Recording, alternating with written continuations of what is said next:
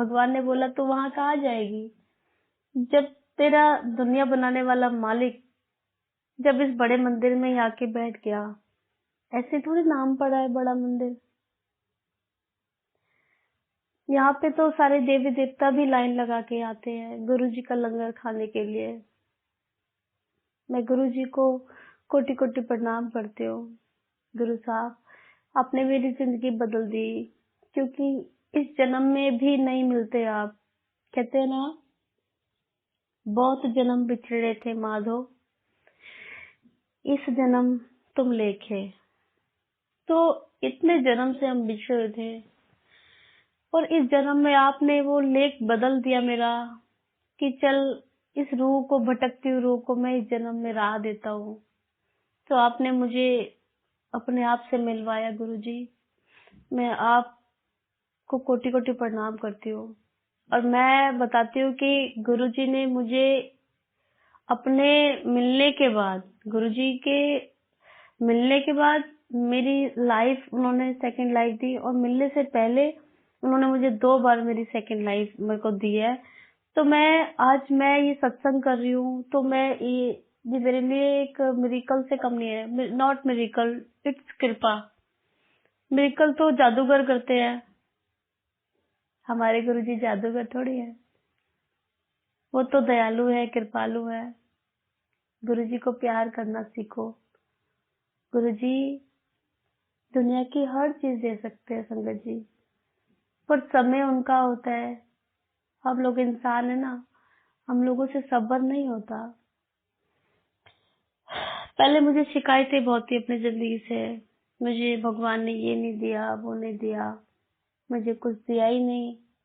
मैं हमेशा बोला करती थी बालाजी को, आपकी इतनी भक्ति की, मुझे कुछ मिला ही नहीं, मुझे कुछ दिया ही नहीं, आपने क्या दिया है मुझे इतनी भक्ति करके। मुझे अभी तक याद है संगत जी, एक दिन मैं अपनी माँ के घर में बैठी थी और मैं बहुत रोई थी। मैं बहुत रोई थी। शायद वो जो मेरी पुकार थी, शायद बालाजी ने मुझ पर दया करी, तो मेरी बातें उस दरबार तक पहुंचाई, बड़े मंदिर तक, भोलेनाथ तक, कि देखो अब ये ना थक चुकी है, अब इसके बाद आप रास्ता तय करो इसका।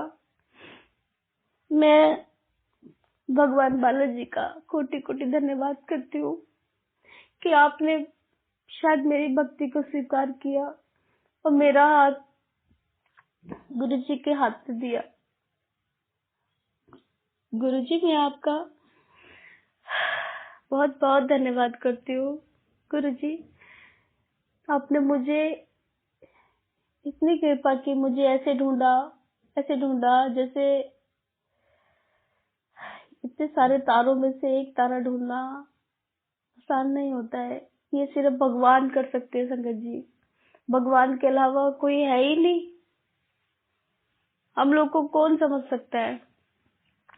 तो मुझे सेकंड लाइफ दी गुरु साहब ने, जो मैं बताती हूँ संगत जी की, जो कोरोना की सेकंड वेव थी, तो मैं ज्यादातर मोबाइल से कनेक्ट थी, न्यूज देख रही थी, कभी स्टेटस चेक कर रही थी, कभी फेसबुक चला रही थी। तो उसमें क्या था कि धीरे धीरे ना कुछ लोगों की मरने की खबरें आने लग गई। तो मैं उस टाइम थोड़ा नॉर्मल ही थी, पर धीरे धीरे ना हमारे कुछ आगे आसपास के भी लोग जाने लग गए इस दुनिया से। मैं थोड़ा सेंसिटिव हूँ।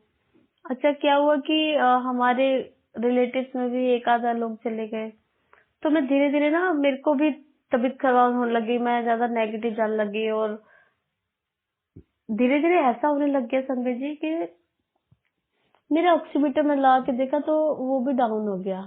वो भी मैंने खुद ला के देखा तो मेरे को एक रात तो ऐसी थी जो मैंने बड़ी मुश्किल से काटी। मैं जानती हूँ कि गर्मियां थी, एसी के आगे मैं लेटी हुई थी और मेरे पसीने आ रहे, मैं नींद नहीं आ रही थी। तो मुझे उस दिन फील हुआ कि जैसे ना मेरे भी प्राण छूट जाएंगे। मैं उस दिन बहुत रोई, भगवान के आगे बहुत रोई।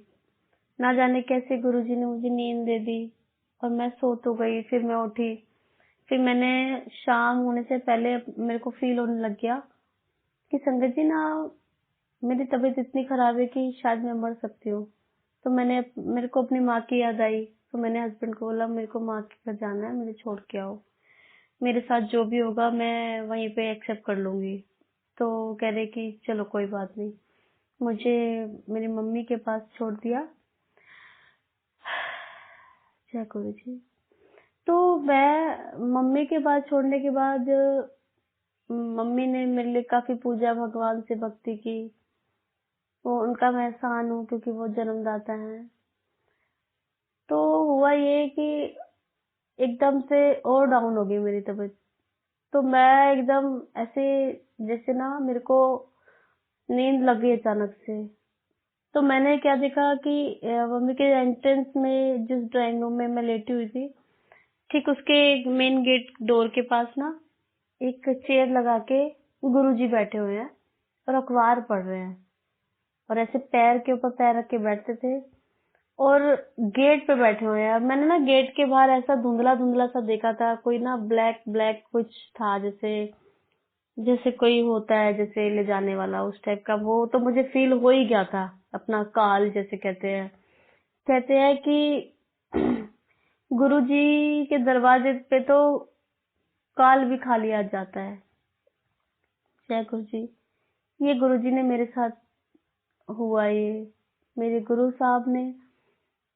मैं सो के उठी तो हाँ, एक बात बोली थी कि दिल्ली में 2 केस रह गए हैं, बस इतना बोल के वो अंतर ध्यान हो गए और मैं एकदम से आंख खुली। तो उस दिन के बाद संगत जी मेरी रिकवरी हो गई। तो आप देखिए, मैं क्यों ना उस मालिक के गुण गाऊं, मैं क्यों ना उस मालिक के बखान करूं। मैं तो हर सांस के साथ उनका धन्यवाद ही करूंगी, क्योंकि गुरुजी का बखान करने का ये जन्म में मौका तो दिया है ना मालिक आपने, मेरे को जीवन क्यों दिया।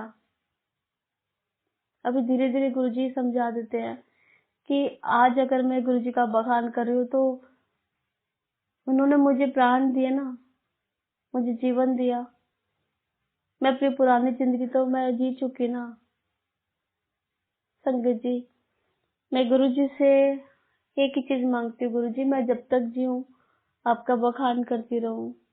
कहते गुरुजी का बखान करना इतना आसान नहीं है।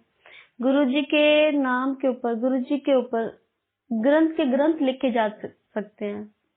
कहते समुंदर का, जितने भी समुंदर हैं, संसार के जितने भी समुंदर हैं, उसकी सारी शाही बना दी जाए, और जो दुनिया में जितने भी पेड़ हैं, पूरे यूनिवर्स में जितने पेड़ हैं, उसकी कलम बना दी जाए।